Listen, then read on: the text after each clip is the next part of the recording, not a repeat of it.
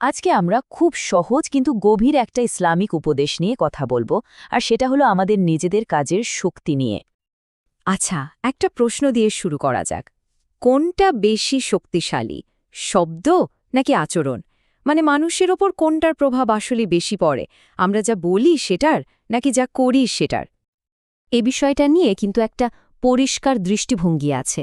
বলা যায় এটা মানুষের সম্পর্কের একটা মূল ভিত্তি তৈরি করে দেয়।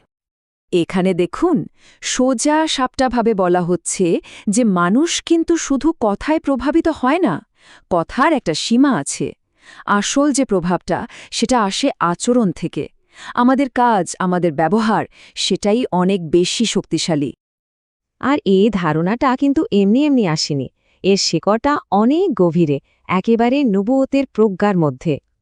রাসূল সাল্লাল্লাহুর একটা অমূল্য বাণী আছে এই বিষয়ে। তিনি বলেছেন, সদাচরণ মানুষের দুনিয়া ও আখিরাতে শান্তির কারণ। কি অসাধারণ একটা কথা, তাই না? মানে ব্যাপারটা শুধু এই জীবনের জন্য না, ভালো আচরণের পুরস্কারটা কিন্তু দুই জগতেই পাওয়া যায়, এই জীবনেও শান্তি, আবার পরকালেও।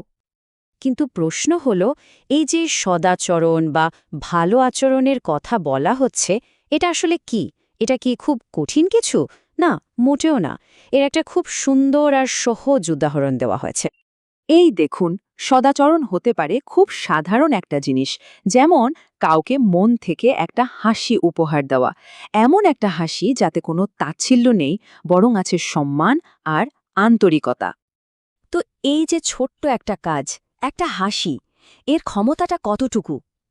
চলুন দেখি কিভাবে এই ছোট্ট একটা জিনিস একটা বিশাল পরিবর্তন আনতে পারে। ব্যাপারটা একটা চেইনের মতো কাজ করে। প্রথমে একটা আন্তরিক হাসি দেওয়া হলো, সেই হাসিটা আরেকজনের মনে একটা পজিটিভ ভাইব তৈরি করলো, আর তার ফল কি? তার পুরো দিনটাই হয়তো বদলে গেল, ভালো হয়ে গেল। তার মানে মূল বিষয়টা হলো, একটা ছোট্ট ভালো কাজের ভেতরেও যে কত বড় শক্তি লুকিয়ে থাকতে পারে তা আমরা হয়তো ভাবতেও পারি না। একটা কাজ কিন্তু বদলে দিতে পারে পুরো একটা দিন।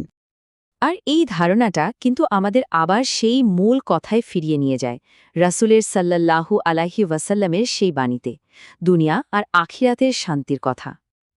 দেখুন কিভাবে সব মিলে যাচ্ছে। একটা আন্তরিক কাজ, সেটা অন্যের মনে ভালো প্রভাব ফেলে, সেই প্রভাব থেকে একটা দিন সুন্দর হয়ে যায়।